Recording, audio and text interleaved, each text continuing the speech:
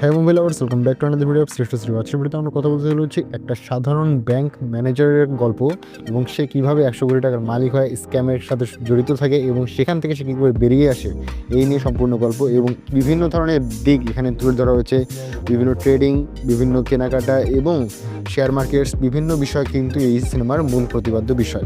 তো চলুন ভিডিওটিকে শুরু করা যাক এবং এই ভিডিওটি আশা করি আপনাদের ভালো লাগবে, এবং যদি ভালো লাগে এখন এই লাইক বাটন ক্লিক করে দিন এবং সাবস্ক্রাইব বাটনে ক্লিক করে দিন। তো চলুন শুরু করা যায়। একজন সাধারণ মানুষ, 1992 সালের সেই দিকের গল্প, এবং সেই সময়ে কলকাতা বলি বা মুম্বাই বলি এবং বিভিন্ন জায়গাতে সেই দিকে কিন্তু খুব যে বেতন বেশি ছিল সেরকম কিন্তু না, খুব কম বেতন ছিল এবং সাধারণ মানুষদের খুব দেনা লেনার মধ্যে দিয়ে কিন্তু সে সময় যেতে হতো।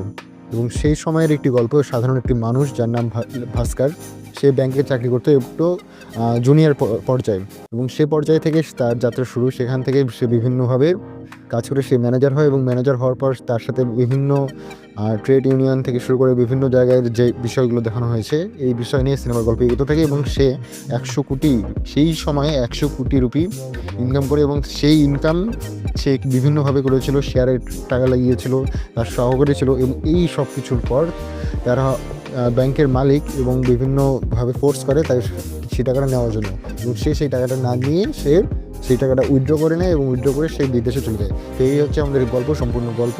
তো চলুন প্রথমে ভিডিওটি আমাদের এই মুভির রিভিউয়ে পজিটিভ দিক নিয়ে কথা বলা যাক। তো প্রথম কথা, যে বিষয়টি দেখানো হচ্ছে এই সিনেমাতে, সেই সিনেমা সত্যি খুব ভালো লাগছে। এবং এই যে বিভিন্ন দিক আমি নিজেও জানতাম না যে এতভাবে ইনকাম করা যায়, অথবা শেয়ার মার্কেটে ওঠানামা যে বিষয়গুলো দেখানো হয়েছে, সেই বিষয়গুলো কিন্তু আমাকে ভালো লেগেছে। আমিও যেহেতু সাধারণ অডিয়েন্স, তো অডিয়েন্স হিসেবে এই জিনিসগুলোকে বেশ এনজয় করেছি। ফার্স্ট অফ অল, আপনার বিদেশ থেকে বিভিন্ন ধরনের মাল কিনে এনে এক্সপোর্ট ইম্পোর্টের মাধ্যমে অনেকে বিজনেস করে এবং এখনও করে চলছে। এবং ইন্ডিয়া কেন বাংলাদেশে এই কাজগুলো হয়, এবং এইভাবে কিন্তু অনেকে লাখ লাখ টাকা, কোটি কোটি টাকা ইনকাম করতেছে। এমনকি ট্রেডিংয়ের মাধ্যমে কিন্তু অনেকে ইনকাম করে। এবং এই যে জিনিসগুলো দেখানো হচ্ছে, এবং একজন সাধারণ মানুষ কীভাবে এসবের সাথে জড়িয়ে পড়ে, এবং এই ট্রেড করা বা এই শেয়ার কেনা বেচা এসব কিন্তু জুয়া খেলার মতোই। এবং এই জিনিসগুলোকে দেখানো হচ্ছে, একজন সাধারণ মানুষ টাকা পাওয়ার পর কীভাবে সে অহংকারী হয়ে ওঠে, এই জিনিসগুলো কিন্তু ভালো লেগেছে এই সিনেমার। তো নাম্বার 1 পয়েন্ট খুব ক্লিয়ার। নাম্বার 2 পয়েন্টে যেটা আমার সবথেকে বেশি ভালো লেগেছে সেটা হচ্ছে এই মুভির ভিজুয়ালস। এই যে সেটটাকে তৈরি করা হয়েছে, আপনি যদি লক্ষ্য করেন সেই সময়ের বোম্বেকে দেখানো, এবং সেই যে ভিজুয়ালসগুলোকে দেখানো হচ্ছে, গাড়ি থেকে শুরু করে আমরা কিন্তু সেট দেখতে পাচ্ছি। ভাস্কর যে জায়গাটা থাকে, লোকাল এরিয়া, সেইটা পুরোটা একটা সেট, এবং এই সেটের মধ্যে কিন্তু সেই পুরো সম্পূর্ণ সিনেমাটা শুটিং করা হয়েছে। এই সেটটা তৈরি করা থেকে শুরু করে বিভিন্ন ভিজুয়ালস এবং ক্যামেরা অ্যাঙ্গেল ইত্যাদি বিষয়গুলো আমাকে ভালো লেগেছে। নাম্বার 3 যে পয়েন্ট, এই মুভিতে আপনি যদি লক্ষ্য করেন তাহলে দেখবেন যে গল্পটা খুব স্ট্রেট ফরওয়ার্ড, এবং বিভিন্নভাবে এই গল্পটার মধ্যে টুইস্ট কিন্তু রাখা হয়েছে। এবং সম্পূর্ণ গল্পতে প্রথমেই কিন্তু তাকে সিবিআই ধরে নিয়ে যায়, যেখান থেকে গল্পটা সিনেমা শুরু হয়। তার পরবর্তীতে আপনি যদি লক্ষ্য করেন, তারপর বিভিন্নভাবে সে গল্প বলে সে কীভাবে কী হচ্ছে ইত্যাদি জিনিসগুলো বোঝাচ্ছে।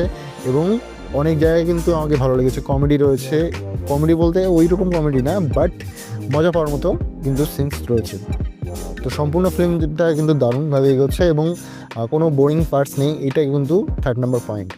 নাম্বার 4তে যেটা আমাকে সবথেকে বেশি ভালো লেগেছে, এই মুভিতে আপনার যে কাহিনী রয়েছে, একজন সাধারণ মানুষকে তুলে ধরা হয়েছে। একজন সাধারণ মানুষ ইমোশনটাকে যেভাবে কাজ করানো হয়েছে ভাস্করের লাইফের সাথে, এই জিনিসটা খুব ভালো, এবং এই জিনিসটা আমাকে বেশ ভালো লেগেছে।